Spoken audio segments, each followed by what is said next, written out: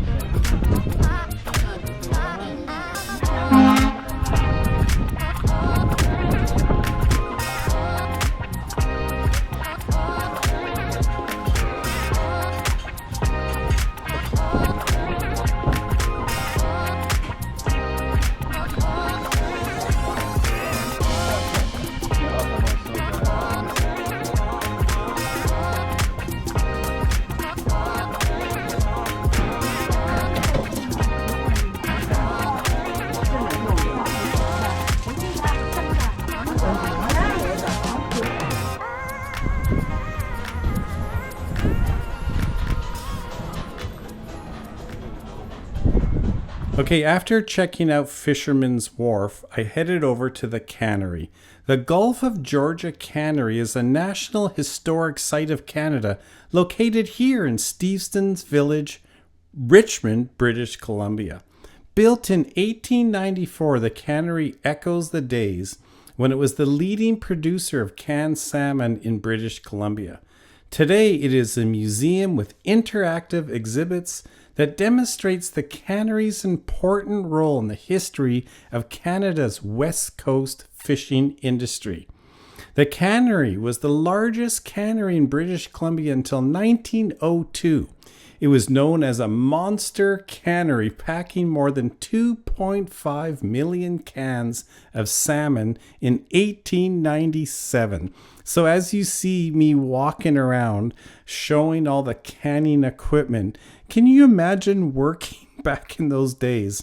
And you see those metal figures, those are to demonstrate what the workers, where they would be working and what they would be doing. So it's a great tour for kids, for families. You can learn so much about the history here in British Columbia. So more about the cannery. The Gulf of Georgia Cannery remained quiet during the 1930s after many years of operation, but the outbreak of Second World War in Europe revitalized the cannery, and it started packaging herring.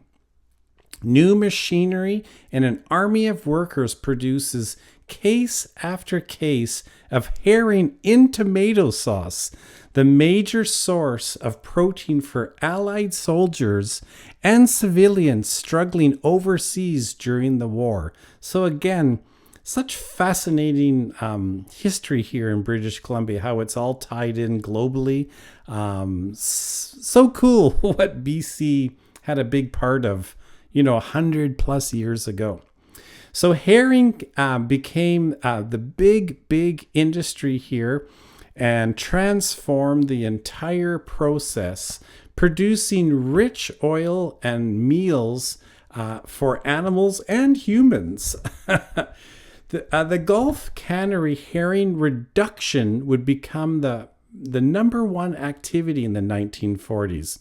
The rise of this industry reflected the growth of the cannery and saw successive waves of expansions during the herring reduction industry.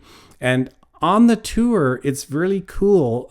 They guide you through a signage talking about the herring reduction equipment and what the workers were doing to produce this food and can it and ship it abroad. So cool. So they had some struggles again after this, and during the 70s and early 80s, a local community group worked with the government of Canada to save the cannery. And in 1979, the federal government purchased the property, and in 1984, it was transferred to Parks Canada. I love Parks Canada. On this channel, I've done lots of videos of Parks Canada and the different parks you can go to, like Pacific Rim National Park. I'll put a link to that video in the description. Anyways, the building was the first to be opened in 1984, celebrating its centennial of the building. The Gulf of Georgia Cannery Society, a local non-profit organization, was formed in 1986 to work with Parks Canada to develop and operate the site. And today, the cannery is one of the very few federally owned National Historic Sites operated by a third party. That's very cool because the national parks do so much cool stuff, and here there is a third party operating it. So there you go. This is just one of the activities I'm doing here in Steveston, is checking out the cannery, and I highly suggest you do the same. But there's lots more to come on this Richmond Steveston's Village adventure. So let's continue. Gulf of Georgia Cannery. What history and information. That was so cool. Now I'm gonna journey down the waterfront this way and then head back that way to go to the Shipyard Museum. So much to do. Lots of food also. Lots to do.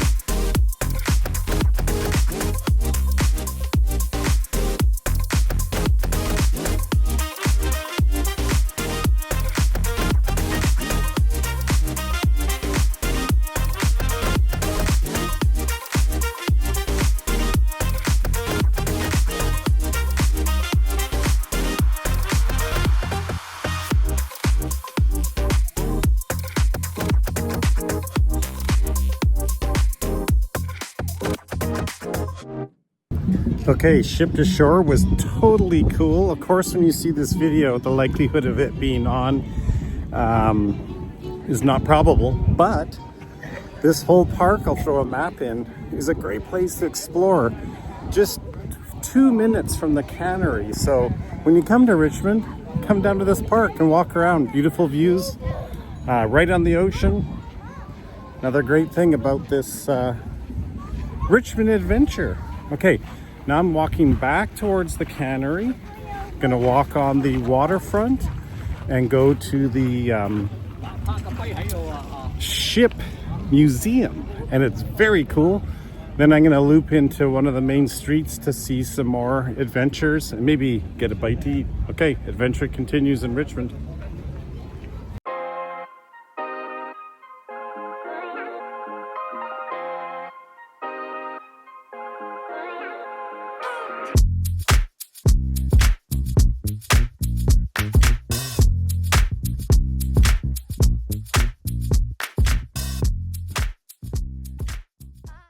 Okay, it's been about 5 minutes. I'm on the pathway heading down to the ship museum.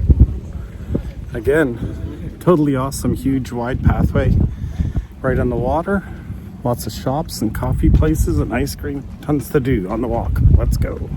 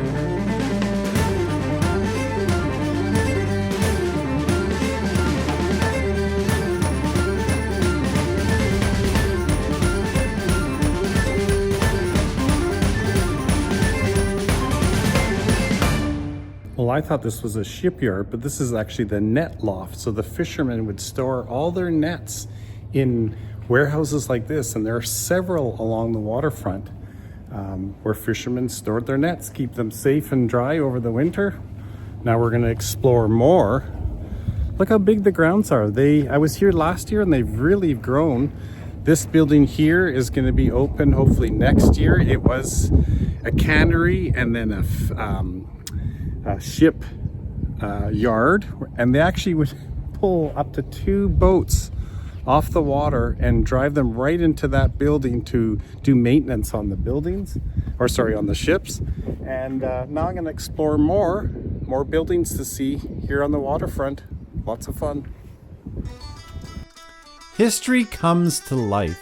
Discover Steveston's heritage at Britannia Shipyards, where a mix of canneries, boatyards, and residences once thrived during a time when fishing and boat building industries flourished on the Fraser River.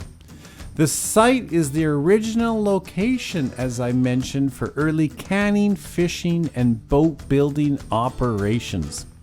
Arranged along a wooden boardwalk, the unique landscape and collection of heritage buildings tells the stories of people who lived and worked in Steveston over the last 150 years. In this 8-acre outdoor historic site on the Fraser River, you'll find exhibits, programs, events and activities, and so much to do. And as I showed you a bit earlier, there's even a new building that will be coming online, hopefully in 2026. This summer, they're going to have boat tours and so much more. I'm going to finish off this part of the video with you listening to one of the guides talking about the shipbuilding renovations they're doing to a historic old vessel that once finished is going to be on display in that newer building that I showed earlier. So such a cool part of this adventure I had today, and I'll just finish off and let you listen to the guy talk about this unique vessel.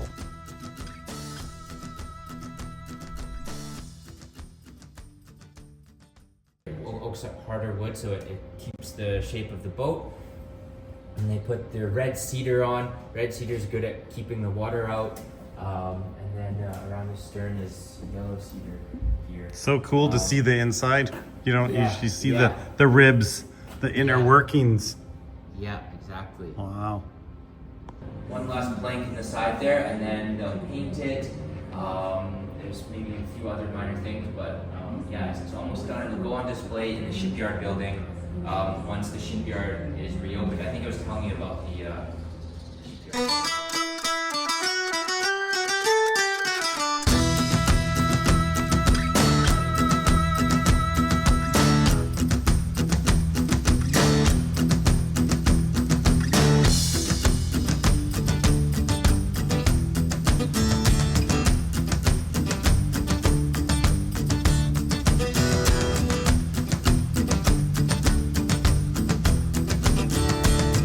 Okay, that concludes my adventure, Steveston Village in Richmond.